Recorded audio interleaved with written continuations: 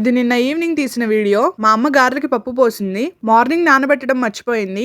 Evening 5 తర్వాత నానబెట్టింది. ఇప్పుడైతే night time 11 అవుతుంది.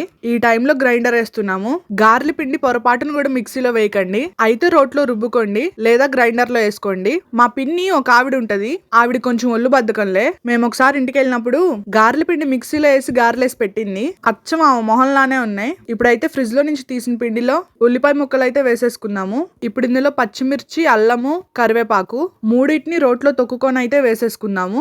ఉప్పు అయితే గ్రైండర్ లో వేసినప్పుడే వేసాం కాబట్టి ఇంకా మొత్తం మంచిగా మిక్స్ చేసేసుకొని గారెలు వేసేసుకోవడమే. రేపు సండే నుంచి అయితే బిగ్ బాస్ స్టార్ట్ అవుతుందంట.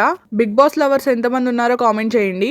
లాస్ట్ ఇయర్ దాకా నేను ఎప్పుడు గారెలేసినా కూడా చేతి మీద నూనె చుక్క ఒక్కటైనా పడేది. మా డాడీ నేను గారెలేసినప్పుడల్లా చెప్తా ఉండేవాడు, జాగ్రత్తగా అని. అన్ఫార్చునేట్లీ ఇప్పుడు మా ఫాదర్ లేరులేండి, చనిపోయారు. నార్మల్ వంటలు ఎక్కువ చేయనేమో గానీ ఆయిల్లో వేసేవైతే ముందుంటా. ఇంకా ఇందులోకైతే మా అమ్మ కొబ్బరి చట్నీ చేసి